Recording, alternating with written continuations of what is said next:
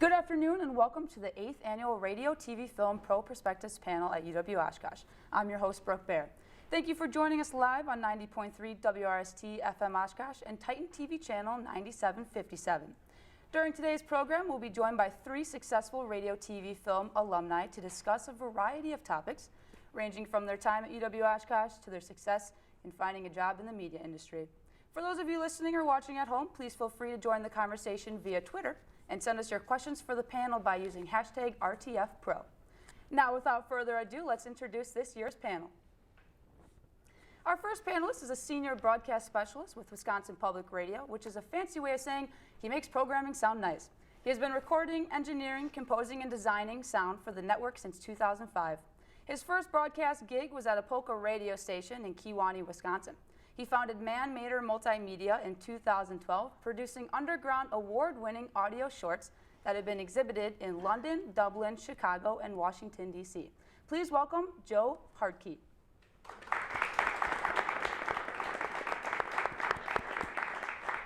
Our next panelist is a freelance sports director with Pac-12 Network and Pac-12.com. Earned a bachelor's degree in radio, TV, film from UW-Oshkosh in 1982. She serves as a lead director of women's basketball in the Pac-12 Women's Tournament. She has traveled around the world producing award-winning live events, including the Olympic Games in Athens, Torino, Beijing, London, and Sochi. Please give a warm welcome to Lori Burns-Brooks.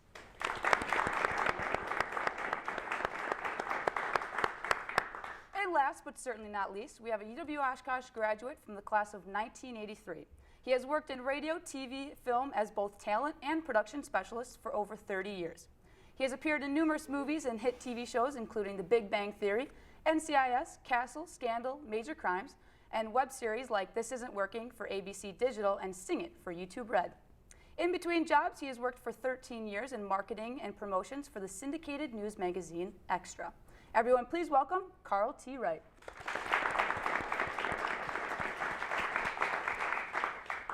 To provide a little more background for our audience, let's start by talking a bit about your jobs. Could each of you give us a brief overview of your responsibilities for your current position? We'll begin with Joe.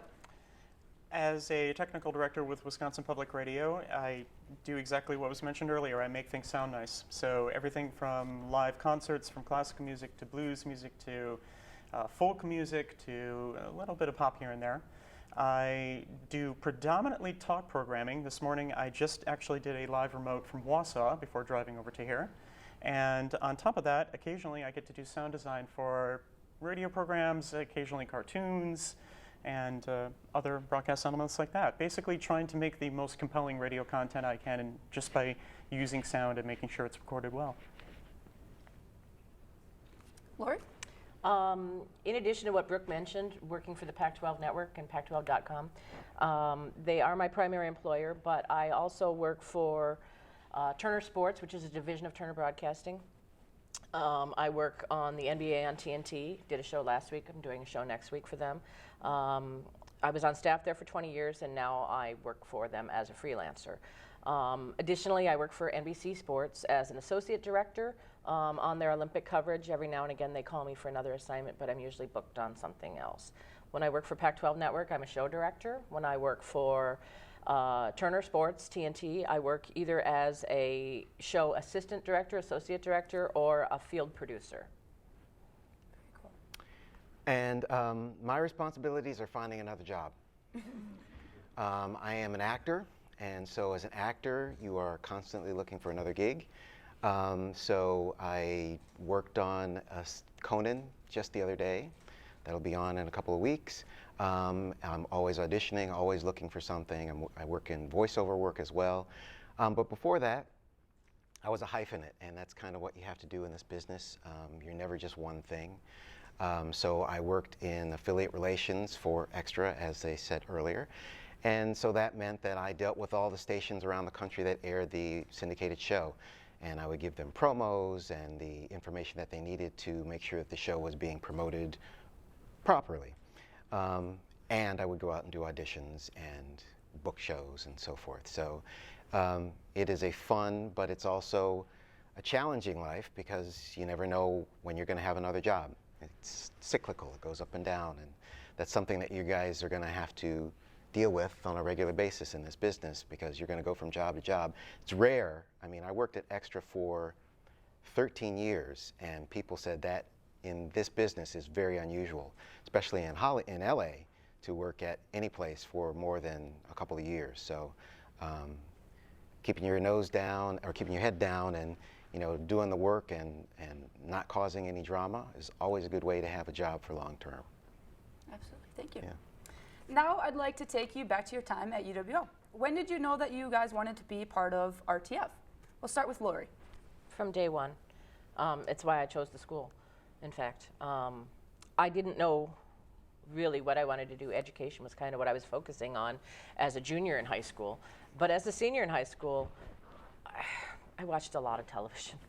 I listened to radio a lot, and I was kind of a news junkie now, and I learned about the program from my guidance counselor, who frankly was kind of a dope, because he told me about it, but then he said, "What are you going to do, host a game show?"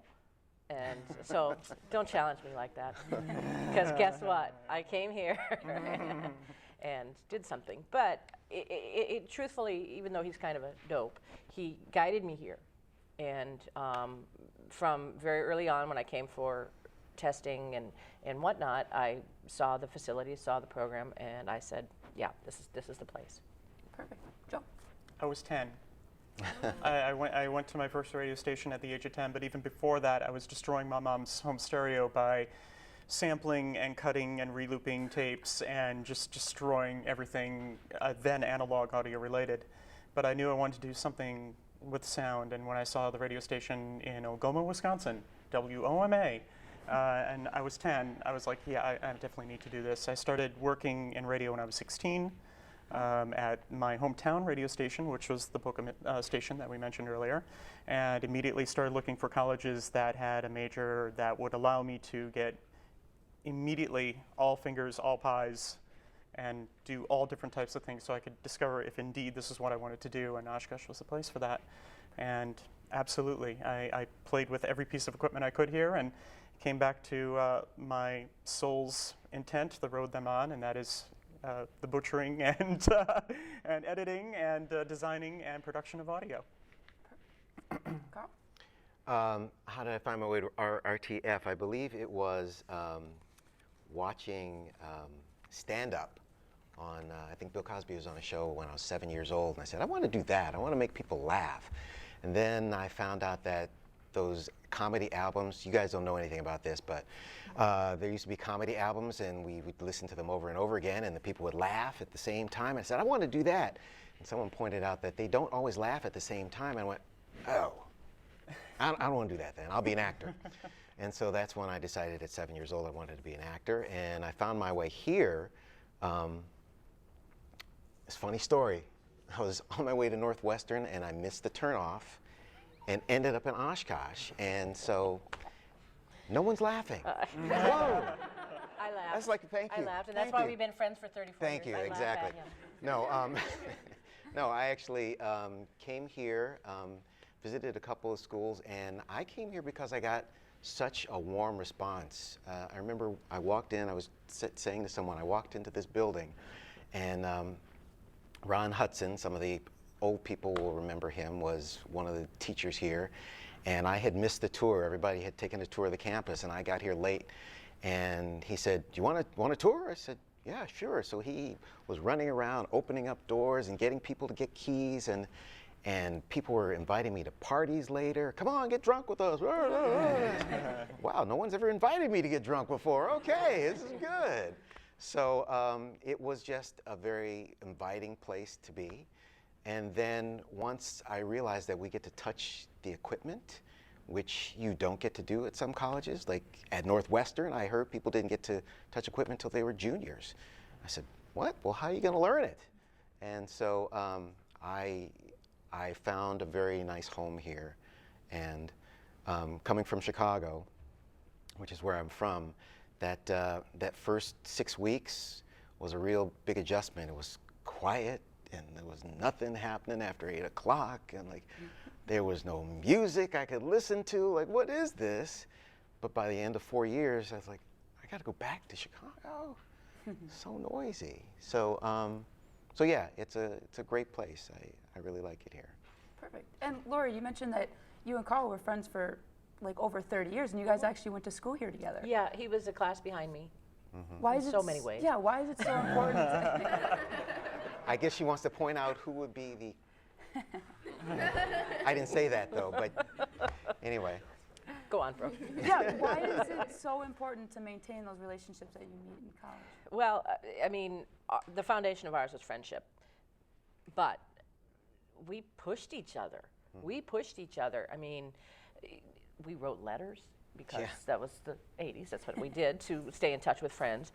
And our letters were about the David Letterman show. Yeah, we did. We would watch things. It was things. brand new back then, and we were watching David Letterman, and did you see the episode? Oh, blah, blah. Yeah. What you guys do now on your phone, texting back and forth, we had to do and waited a week to get a response. But we talked about jobs we applied to. So for me first with Karl, what was important was that we pushed each other, we challenged each other, we kept our dreams alive by holding each other up, that kind of stuff.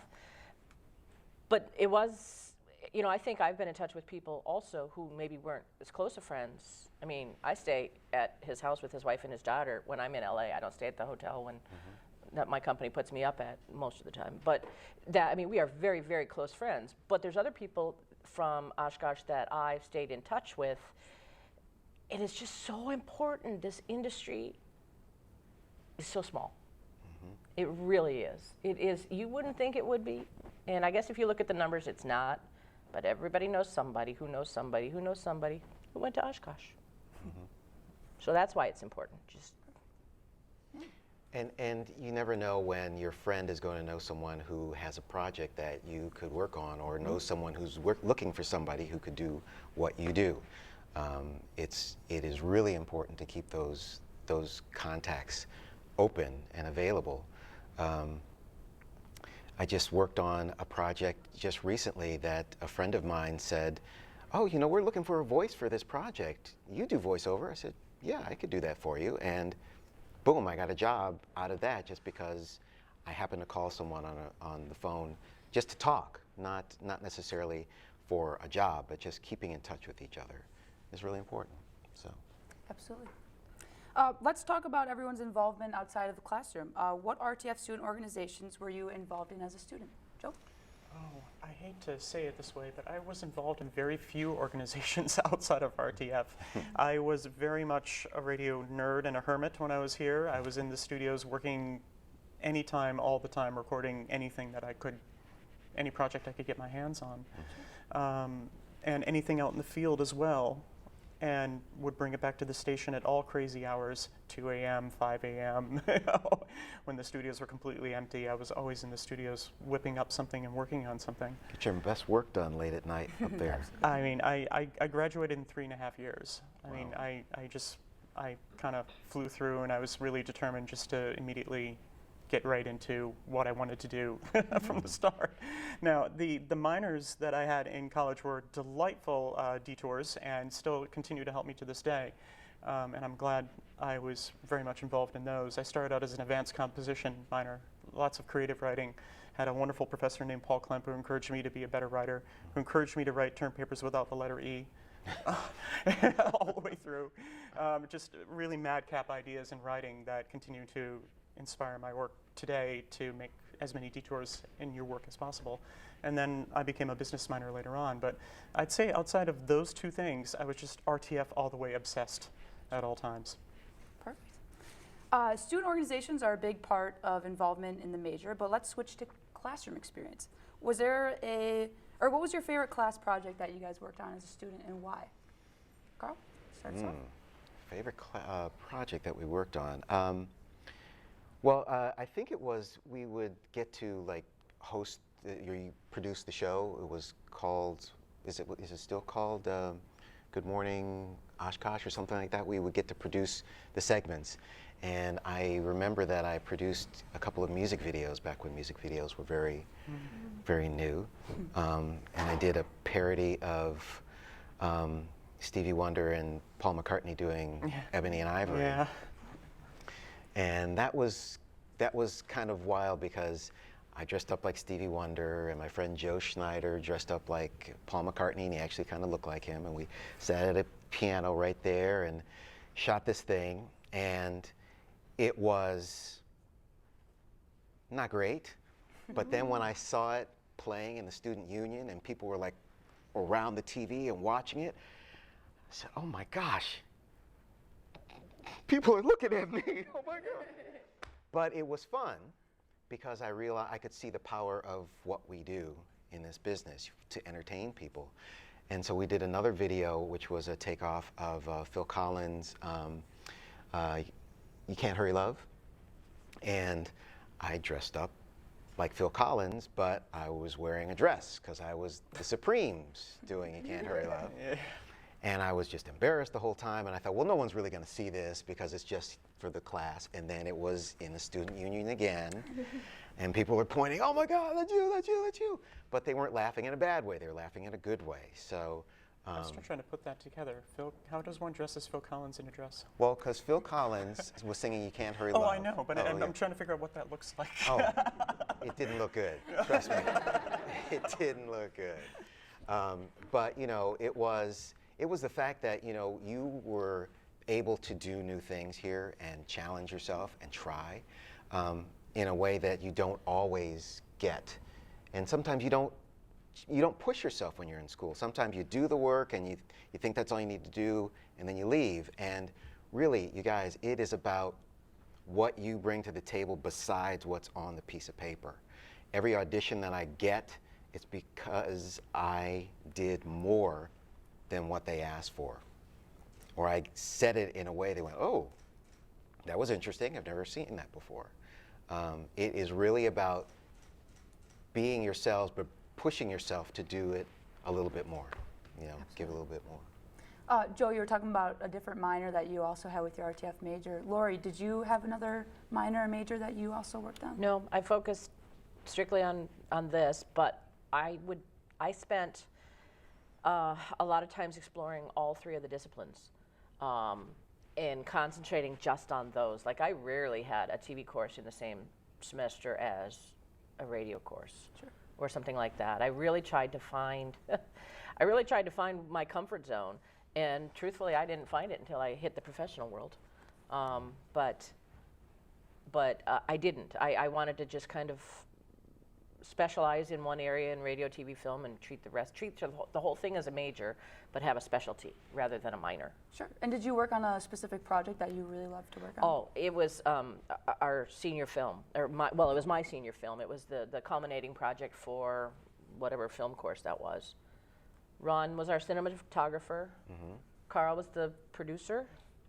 Mm-hmm. I was the writer. And we had a whole crew and cast of classmates, and it was just a gas. It was so much fun. And then the screening was fun, inviting our friends, and it was terrifying and fun. And I learned a ton about trusting your crew and your teammates and all that kind of stuff there on that project. Absolutely. And integrity. From a crew member who didn't exhibit it. Yeah. But I mean, the lessons are always there. You just got to find them, and I think that's why that one was so important to me. Sure. Well, student orgs and classroom experience are definitely important, but we all know that internships also give great insight to the industry and open a lot of doors. Did you have any internships while you were here, Joe? Yes, I did Fox 11 for a summer as an intern. And the only thing I shouldn't say the only thing. I learned lots of things at Fox 11, again, about integrity, but I also learned very quickly that the TV news business was not where my heart was set. And I'm glad I did that because I found myself standing on a county highway covering a milk truck that had tipped over and spilled. And I thought, whew, this is soul-sucking. So I'll step away from this, and the next summer and winter, I interned with WIXX, WNFL, as it was then called, in Green Bay, and quickly got myself back on track and spent probably the next year there as an intern and then part-time before moving on to my full-time career soon after. Perfect. Yeah, so Yeah. internships are very important Yeah. in this industry. Lori, Absolutely. did you have one? I didn't, and that was due to the fact that I was one of 6 kids. 3 of us were in college at the same time. Two of my sisters in private schools, and me here at the state university, where it wasn't quite as expensive. But I couldn't afford it. I could not afford to give up any of my summer. I had to earn money for the next year. I could not afford to do something during the school year to take away from my academics because I couldn't afford to go more than 4 years. I really could. I mean, I think I graduated with precisely the amount of credits with 0 money remaining, but I did it. Yeah. But that was, I mean, that sounds like an excuse, I know, but that was my economic reality, that I could not afford to go to. And in my era, there were no paid internships. There are now, but in my era, there were not, that I knew of anyway. In the 1990s, there was still no paid internships. Yeah. And I was in the same boat as she was, by the way. The reason I went to 3.5 years and got out as quickly as I could and out into the workforce is I ran out of money. I knew I had to get those credits and get done and wrap it up because I paid for my college entirely. So. Yeah, my internship was done here, my first one here in Oshkosh with Michael Cooney, Workforce Communications. He hired me to work on projects that were for business colleges, like the business college videos, you know. So call Mr. Business College today, 1-800-922. And I did one of those. I was on camera for one, but then he actually let me produce one, which was kind of cool. And that was, I think, a music video as well, because I was really into music videos. And They were new then. yeah, they were. That was like the new way of communicating. And then I went from there to an internship in Chicago, where I worked at the public radio station, WBEZ, when WBEZ was pretty brand new, and I worked on a show that was for kids, where it taught kids about radio. It was called Question Show. And I left there and came back after I graduated from college and found a job there and spent 11 years on the radio, which is really funny because Robert Town, who was the head of the radio department back then, said, "You're going to work in radio, aren't you?" I said, "No, who works in radio? No, man, TV, it's TV.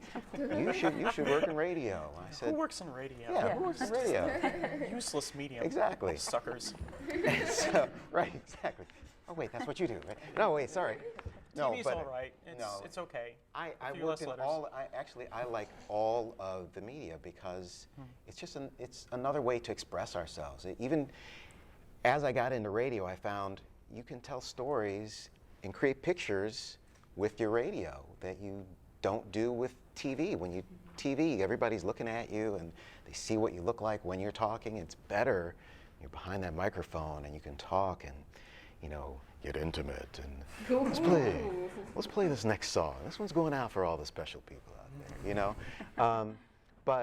And then working in film is so precise because it is.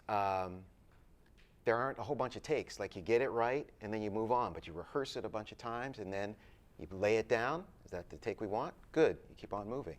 TV is a little more free form, and radio it's just happening. It happens organically, and that's what's really great about all of what you do and all of what we do is that we are affecting people and entertaining people in a way that lasts longer than just saying hi. Sometimes it's got a lasting effect. So yeah, I parlayed that my internship in radio to a job, and I've always found that internships are a great way to learn about what they do, not just doing the job. Once again, you got to do more than what they're asking you to do, and help out where you can't, they're not asking you to help out, and find out what's happening in the office, because eventually they'll say, you know, I noticed that you're good. You know, come back and see me when you're done with your internship, and that's what will happen. If you do good work, people are paying attention, and if you do bad work, people are paying attention. I will stress this, what Lori said, it is a small business, and everybody knows somebody who's connected to somebody. So if you're a jerk, it's going to get around. So be good.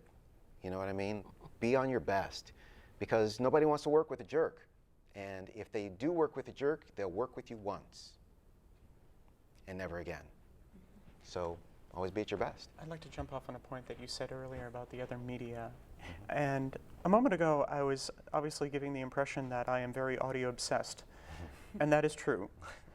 But I don't think my production in audio, in particular in fictional audio, in storytelling audio, in the imagery of audio, would be nearly as strong if it were not for the film and the television elements of the radio, TV, film major. I know in my day, and probably it is the same here, all of you probably have a certain element of the major that you are particularly driven, inspired, focused on. Steal and swipe and pilfer from the other two parts of the major and bring it back to where your heart lies, and you will find that your heart is better for it. And you'll produce stronger work as a result of it. I think for my radio productions that are fictional, that are storytelling driven and have scenery, I think I'm able to better set up those scenes now and fill every character's position in the radio story better because of the time I spent writing scripts and shooting and being involved in television productions. It was a very fruitful time. It still is. Do you have any tips that any of you would offer to students who are looking for internships? Play. Go to the places that you like and ask. And sometimes they may just want you to do something that, I know they're not supposed to hire you for no pay, but offer to do whatever you can just to learn it or just hang out with someone.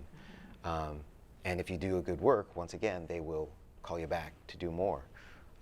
It just doesn't hurt to ask.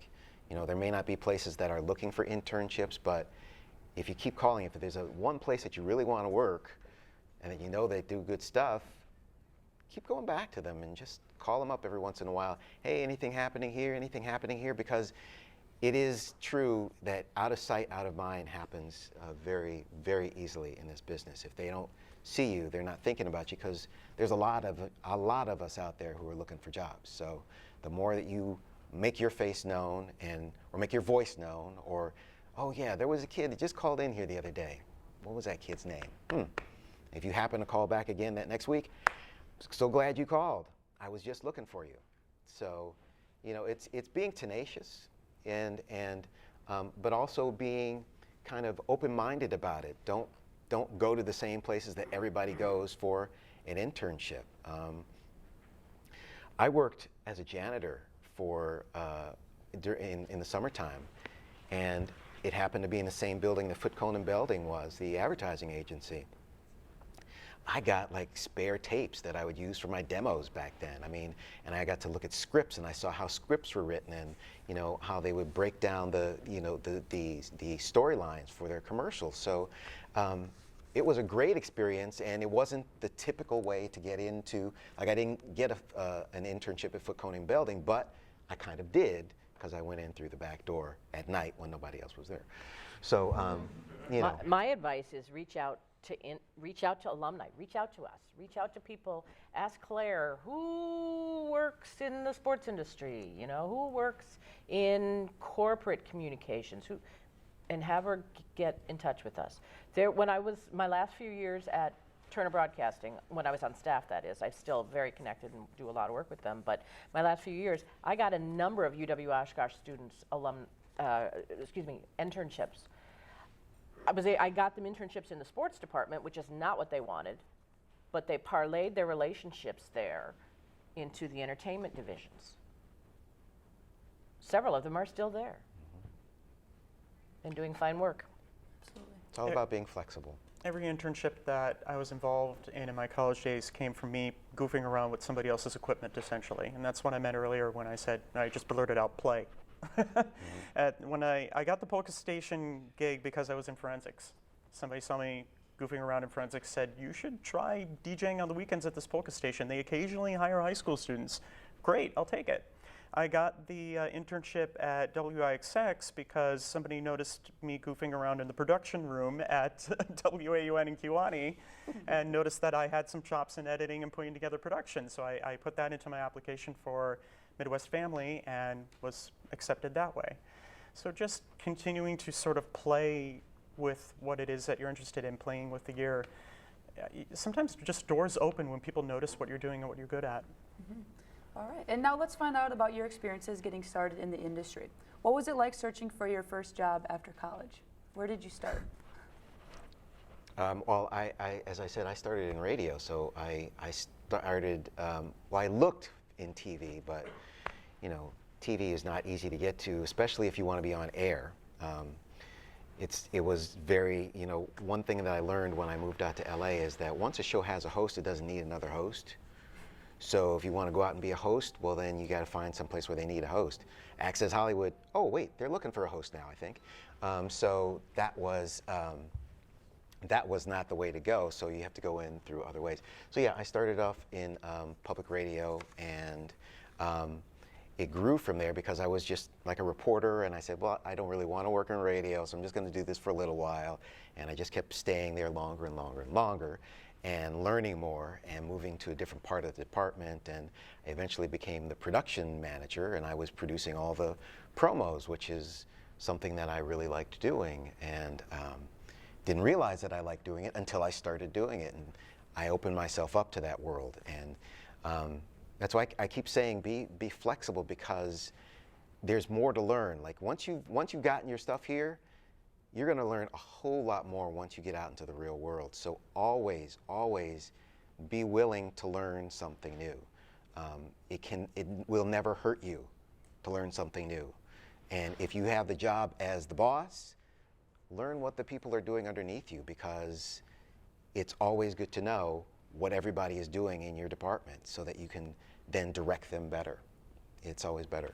Absolutely. Yeah. What role did networking play in getting a job? Like Laura, you were saying how someone who knows someone who knows someone who knows someone who went to Oshkosh. Well, my first job in the business was at CNN back in 1983. CNN launched in 1980, so nobody really knew what it was. I mean, it had not a reputation for breaking news. It certainly didn't have the reputation it has now, which I prefer not to associate with. But at that time, it didn't have any breaking news chops, you know, or anything like that, if I may steal your word. Mm-hmm. It was just 24-hour news. So they were looking for people, and Chuck Berry, who is an alum also, and he also got his master's here, was the first of us, if you will. He got a job in Atlanta at CNN, and we remained friends, and he reached out to me and a few other people he knew mutually and said, they're looking for people who can put a sentence together, who can point a camera, who can, you know, the basics. So that was key, having that relationship with Chuck. Could have been anybody, but it was, in fact, it was him. And had I not had that relationship with him, I probably wouldn't be sitting here today, because once I got to CNN, I realized I'm a news junkie, but I don't want to work in it. And I wandered around the building till I found something I did want to do. And I ran across a friend of mine who was preparing graphics for Atlanta Braves baseball and said, sit down, I'll show you what I'm doing. I traveled with the Atlanta Braves for 10 years. The good years and the bad years, or in my case it was the bad years and the good years, and worked on many other sports events and sports telecasts and things like that. So it was because of Chuck that I started. It was because of what he said about pay attention to everything, what's around you, that I continued. I would like to be a proponent of both traditional networking and unorthodox networking. And by that I mean, my first entry into the industry was through traditional networking. I had someone at my internship at IXX in Green Bay who knew someone at a small group of radio stations in Marshfield, and my first gig out of college was as a news journalist in the really huge media mecca of Marshfield, Wisconsin. And I spent about a year and a half there, and I felt lost. I felt like this, doing journalism in the afternoons at the station wasn't exactly what I had in mind. And I remembered this from Fox 11, why am I doing this to myself again? So I stopped that. I moved to Madison, Wisconsin, and I immediately went through, again, traditional networking channels. I talked to Randall. I talked to several others who were working at Wisconsin Public Radio and said, I'd like a shot here. Do you have any openings on the weekend for opening announcer shifts? And thankfully they auditioned me, and I started reading weather on the weekends. And that was nice and all, and I could have stayed working part-time at Wisconsin Public Radio forever, but this is where the unorthodox networking comes in. As I mentioned, I was totally interested in sound, and I was kind of going from audio production house to audio production house in the Madison area, just offering my talents. Do you have any openings? I'll do anything. I'll volunteer. I'll do some free work for you for a while, just to see if I could get my foot in the door somewhere.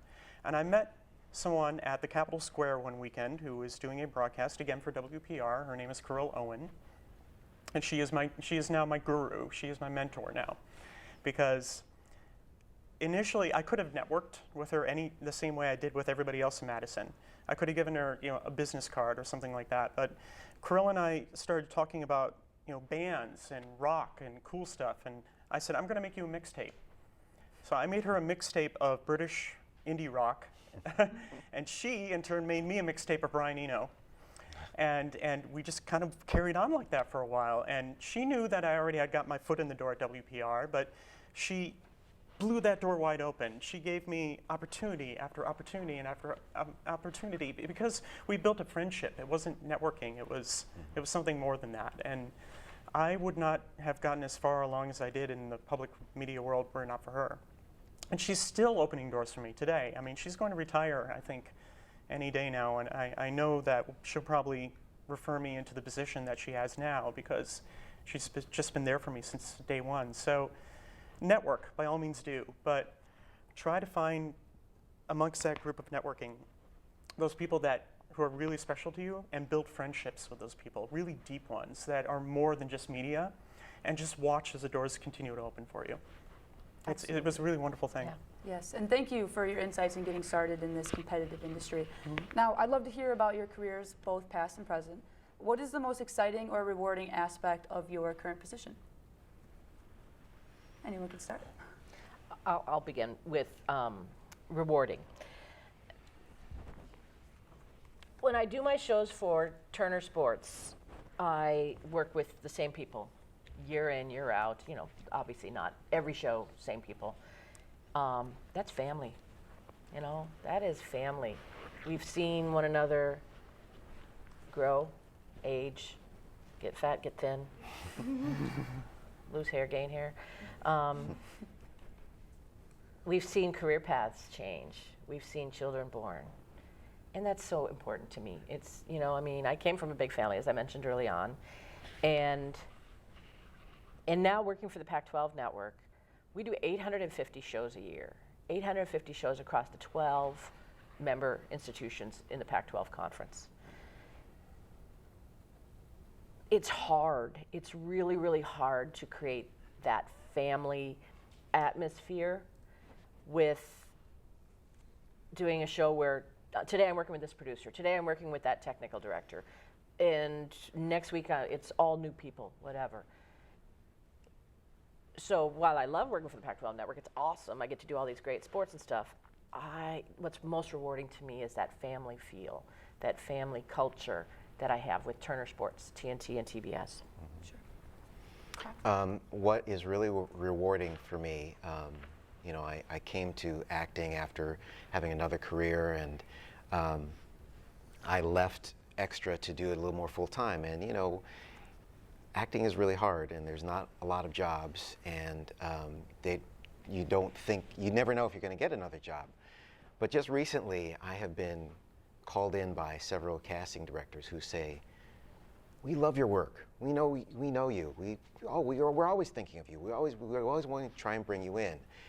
And it's a gratifying feeling to realize that, you audition with thousands of people every year who are just trying to get that one little gig. And I've done it enough now that people are saying, "I know who you are and I like your work." And it's not the job that makes it the great. It is the connection that you've made with casting people who you don't realize that you've made a connection with. Normally when you go in for an audition, you know, you've got your sides and they're behind the camera and they read and you're done and you walk out. But they've made a mental connection. They know who you are. They're paying attention. They like what you do. So it is immensely gratifying to know that I've made a connection with people on a level that I didn't realize I was making a connection on. You guys don't know when you're giving back energy to people. If you give back positive energy, you're getting it back. It may not come immediately, but people appreciate it, and people will remember that. If you give out negative energy, it's going to bounce right back at you. So if you can be positive, especially in this business, as I said, it's small, and nobody wants to work with someone who's a jerk unless you're like super, super, super, super talented, and then they'll do it for a while, and then eventually it'll all blow up in your face and they don't want to work with you anymore. So that is the most gratifying part to me, is that I've been doing it long enough now that there are people who recognize me, and I go on a set, and my buddy Ron back there who works on camera, we were working on the same show but not the same day. It's just fun to walk on the set and you know someone, it's family. Like you walk, the cameraman, hey, oh, I remember you. You worked on Scandal. Yeah, I was on that show, and we also did Desperate Housewives together, or whatever. You know, it's just nice to know that you can continue to fight for your dream long enough to make it a part of someone else's. Your dream is now a part of someone else's reality. Their reality is to make your dream happen. So that's really the great part of it. Absolutely. And in this industry, there's a lot of challenges to overcome in any aspect. How do you stay passionate about your work? Joe, we can start with you. I'm going to meld together the last two questions. Sure. How I stay passionate about my work is the same thing that I feel so blessed to be doing it. Is I'm a TD, I'm an engineer. I'm usually near the end of the production process. I wasn't there when the script was written. I wasn't there when the talent was put into place. I was there to make sure that these people are recorded well and that the production sounds great. So the way I see it is I feel like I've been entrusted to help realize the vision that producers have when they start out on the path of creating the show that they're working on. I'm working on a radio play right now that's going to air in a couple of weeks. And in the radio play, the script called for a time machine, but not a recent time machine, a 1950s time machine. Well, what does that sound like? So I immediately dug into samples of like ham radio and really old gadgetry and put all of those sounds together into an object that felt like something that someone from 1954 would have invented to come to our time through a radio, which is what the script called for. And the fact that this scriptwriter handed that to me and said, help me figure it out. Help me make this sound real. I feel very lucky to be doing that. And I do that on lots of different productions simultaneously. Every single day, a new idea will come to my plate, and I have to bring what I can to it to make it a radio story, or make it a radio play, or a live show, or a concert. And that's just a wonderful thing. And that ignites the passion. A new project has come here. How do we realize it? How do we make this memorable in people's ears? How do we trigger fireworks in people's brains? It's great. Sure. Lori, how has the evolution of the media affected these types of careers? Well, mine in particular, it's forced me to reinvent myself almost every month. The technology improves in many ways. Sometimes it creates job reduction, though. An example, I've worked on 9 Olympic Games. The last 3 I have not been on site for, yet I might as well have been, because I'm in a control room and I'm bringing in feeds from all the venues, all these kinds of things. And you just have to be prepared for that. You have to stay knowledgeable about the technology. You have to, no question. Whether it's reading trades, whether it's talking to engineering, whether it's just being savvy about it. Just Absolutely. Keep reinventing yourself. And for on-air people, if you want to be on air, the world is your oyster. As long as you have an iPhone and YouTube and Vimeo and all these other places that we didn't have before, all we could do was get to someone else to do it. Now you have the opportunity to produce things on your own. I just did a series for ABC Digital called This Isn't Working, and the woman, Lisa Schwartz, who is the star of the show, got her start doing YouTube videos, and she has millions of followers. And that is that's the new world out there. You can do it yourself. You don't actually need to have someone else give you permission to do what you want to do. You just have to do it well, and people will follow you. So. Perfect. Technical people, my advice would be in this, because in the technical side of media, it is overwhelming to feel as though you have to keep up with new technology. In fact, it's nigh on impossible, because new things are coming at such a rate that it's just so hard to keep up with everything.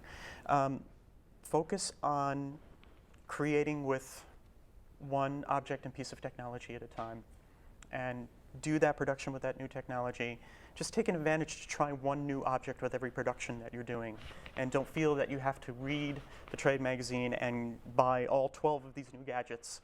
Just one thing at a time, and the new technology will come to you. In fact, the most important ones will, because you'll notice that your colleagues are beginning to work on this, and you'll want to incorporate that too. So just one step at a time. Absolutely. In a few moments, we're going to start taking questions from our audience. Shortly, we will be passing microphones around the audience. While we wait for our first audience question, though, let's talk about your specific areas of expertise. Lori, what was it like working on the Olympics, and what did you specifically do? You kind of mentioned that the last 3 years you weren't on site. Correct. Yeah. What I've done since I've been working for NBC, I did 3 Olympics for TNT, who did them in the early 90s. I was the tape associate director for that. But for NBC, you talk about area of expertise. What my job has been for that is I'm a timing AD. Timing ADs can be someone with a stopwatch, someone with a spreadsheet that does that does timing calculations. NBC has a piece of intellectual property called the Or Timer. Or Timer is a wonderful, magical computer program tool, and only about 9 of us in the world know how to run it. And basically, I take whatever programming is going on, live, taped. Oh, this volleyball match only went 3 sets, and we programmed for 5. We formatted for 5. You know, my job is to take the puzzle pieces, juggle them around, and bring a 9-hour show into time. Very difficult. Wow. Anybody can do it, but we're not giving up our seats just yet. I got a few more games left in me. Absolutely. Joe, what are some of the biggest challenges starting your own business in this industry? I started Mad Men or Multimedia in 2012, and it is a growing business. It's really tiny right now. And the reason why I decided to start it is I felt that public media, as awesome as it is, could use a little more chaos, a little more of the stuff that inspired me when I got into radio. There was a show here called Cross Currents. Is it still around? Probably not. And it was total free format. It was, you know, playing sounds in 4 different studios at once and like combining them into a wild collage. And I realized that podcasting, the wild west that it is, could use more than just people talking about things. It could use art. So I took all of my experience in music and sampling and started building shows that felt more like collage, felt more like the stuff that I wanted to hear. Doesn't make a lot of money. It's not supposed to make a lot of money. But the first podcast that I did, people noticed because it was pretty in your face, and it sampled from everywhere, and it made points. It made really hard points. And it got aired in Chicago. It was played at festivals, and I was just surprised at the reaction that it was getting, and it was wonderful. And I've moved on from that since then to another podcast that has that same sort of philosophy, again, of sampling spaces and turning it into sort of story songs. And still working on that now. I've got my 4th demo done, and now we're going to work on a 5th one. I'm going to sample a Donald Trump rally and turn it into a song, so let's do that. Wow. Perfect. Okay. Let's go to our first audience question. Excuse me, my name is Anthony, and I have a question mainly for Karl. Hey, Anthony. Being an actor, what do you look for most in a director? Obviously, you can't pick your director because they're already picked before you get chosen, but when you go on set, what do you think is somebody who's a good director? Well, as a supporting actor, when you're the lead, you have a very close relationship with the director. The director comes onto a show. You know, each series has a director who will direct several episodes within the series. So they have a close relationship with all the stars. So when you're a supporting actor, like a guest star or co-star, not always is there a connection made with the director. But when there is, it is always nice to have them, number one, acknowledge that they know who you are, what you did in your audition. They know they know what you've done. And then after you've done a take, give a yay or a nay. Sometimes that's all we want, is like, did I do okay? Was that good? Because a lot of times directors are only focused on their stars. And really the whole piece is everybody who's in that scene. So pay attention to all the people in your project. And some of the other really great directors I've worked with have given me the freedom to take it another step. I was on the show Parenthood, and I played a therapist. And the director said, I'm sure you've all seen Parenthood before. It's very, very talky show. And part of the reason it's talky is because they say fill in the blank spaces. So if the script says, say hi to Lori, you don't just say hi to Lori, you say, hey, what's going on? You fill it in. So he said, as the therapist, we're gonna start the scene, you just kind of talk like a therapist, and then we'll start the scene. And so they said action, and I just started asking questions and doing what you're doing, and I was doing it for like 2-3 minutes, and then they finally started the scene. And when they yelled cut, somebody said, are you a real therapist? I said, no, I'm just doing what he said to do. And it was fun. It made that experience so much more exciting for me as a co-star, because they trusted me to do something and make it happen. And I stepped up to the plate, and I knocked it out of the park, I think. But, and then when it comes to the cut, it was pretty much what we had said on the script. But there were a couple of places where I filled it in, and they left it in. So it is being trusted to do what you're hired to do, and then being able to pull it off. Perfect. Let's go to our next question. I have a question for Lori. When you're working with like the Pac-12 Network, so you have to work with 12 different institutions. Do you find yourself acting differently with different institutions, like with what they bring to the table, or how do you kind of work with the differences you encounter there? It all depends, frankly, on their cooperation. A lot of the schools, University of Oregon, for example, has an incredible, well-funded broadcasting department. And they create their own shows, they create their own packages, they create their own, and everybody does their own scoreboard shows and things like that. But at the University of Oregon, well, if you follow college football, it's big. They do everything big, and they're well-funded. All right. That's an example of someone who really doesn't want us there. They'd really rather just do it themselves. But we have a mission that the Pac-12 Conference has created the network to speak for, yes, each of the universities, but we have to preach the way of the Pac-12 Conference. And so it's a matter of their cooperating with us more than us cooperating with them that makes it a successful relationship. Let's go to our third question. Hi, my name is Deanna. My question is for the whole panel. For recent grads, what advice do you have for them when they go out to look for jobs to make themselves stand out? Joe, you want to start us off? Oof, make yourself stand out. I hate to sound like a broken record, but really, it really does. Radio is really very competitive medium. There are not a lot of jobs in radio anymore, especially in commercial radio, and public radio is highly, highly competitive.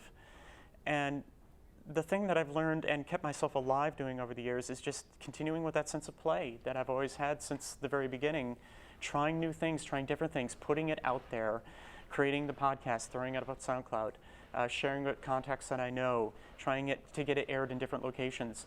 And some of those things won't make you money, but they'll get you noticed. Oh, you're the guy that did the really weird Trayvon Martin remix. I remember that. Whoa, that was pretty intense. How would you like to do this? And just try to get your work heard even though it's not coming with a paycheck. That's really risky, I know, but sometimes you have to. You just have to continue to express yourself creatively at what it is that you do in whatever medium that you're working in to make sure that your talent is on display. So if you're in between jobs, continue creating. Get stuff out there. Continue offering your services to people and create. Perfect. Let's go to our final question. Hi. This is another open-ended question for everybody. So the other day, we had a behind-the-scenes type of thing for one of our shows, Sea Life 2.0. And there was like a 30-second bit that was put on YouTube, and I was in it, and it was like my first thing, and so I cried. What was that? What was that? What was that moment for you? Like, when did you have that? Oh my gosh, I'm actually doing this. I've got a great story for you. Yeah. Okay. WAUN Polka Station, right? Small town radio. I get there for my first day on the job post-training, and I thought, I'm going to do like a short shift. I'm learning the ropes here. I'm not exactly sure what I'm doing. I walked in, the secretary behind the desk said, okay, here's the key. This is how you're going to lock the station tonight. This is how you punch in. This is how you punch out. Here's the sheet. Good luck. Bye. And she walked out, and I was the last person there. I closed the station that night, and I was terrified, absolutely terrified that I was going to screw something up. I had to shut off a high-powered transmitter. I'd never done that before. No one showed me how to do it, but I just kind of followed the little bits of writing that was on this big piece of equipment that I never touched before, and just went switch by switch by switch. And I made it through that first night, and thank God. And I didn't tape myself that night. I'm sure if I had taped myself, I'd be talking even faster than I'm talking right now. And I talk pretty fast. So yeah, trial by fire, and I felt a lot like you. I wanted to cry when it was over. Karl, do you have a story? The first time I heard myself on the radio in Chicago, I was working at the public radio station, WBEZ, and I had to produce a piece about, it was for a show called The Question Show, as I said, and it was about how you make soap, I think, or something like that. And I just remember like going home and turning it on. It was on at 2:30 in the afternoon. Nobody's listening to the station. But I was listening, and I called my mom. I said, Mom, I was just on the radio, just on the radio. Oh, I just missed it. Oh. But she was always really supportive about listening to that stuff. And when you hear yourself, and it's not coming out of your mouth like it's coming out of something else, it's the weirdest thing in the world. Like, that's my voice. That's what I sound like? Oh my gosh. Like, I'm sure if I listen to this now, I will be shocked with what my voice sounds like. So yeah, it was that first moment of hearing myself, and I had made an edit. Well, this was the best part. Okay, so in the piece, I had to edit something, and this is back when we had reel-to-reel tape. So you had to cut the tape, and put it up here, and then you put them together, splice it together. Didn't sound right. Put it back together, and I couldn't get this edit right. And I left it, and I came back the next day, and it had to air that day. I couldn't get it right, and I took the piece, and I put it in there, and I stuck it and ran through. That's backwards, but it worked. Yeah. That was like the greatest moment when I realized you can do other things with sound that they didn't tell you in school. Absolutely. So there you go. A quick point. Well, it's great, by the way, when no one is listening and watching. Yeah. I mean, really, hey, Grandma, did you hear me on the radio? No. Great, then I can make the mistakes and learn by myself and not have people criticize me. Yeah. And that's okay. Well, unfortunately, we are out of time. I'd like to thank the talented members of the panel, Joe, Lori, and Karl, for joining us today and sharing knowledge and insights about the media industry. You certainly give us a lot to think about as we continue to plan for our careers. And I'd also like to thank the professors and students who contributed to this year's Pro Perspective panel. Finally, I'd like to thank you joining us live on 90.3 WRST FM Oshkosh and Titan TV channel 9757. I'm Brooke Baer, and this has been the 7th annual Radio TV Film Pro Perspectives panel at UW Oshkosh. We'll see you next year.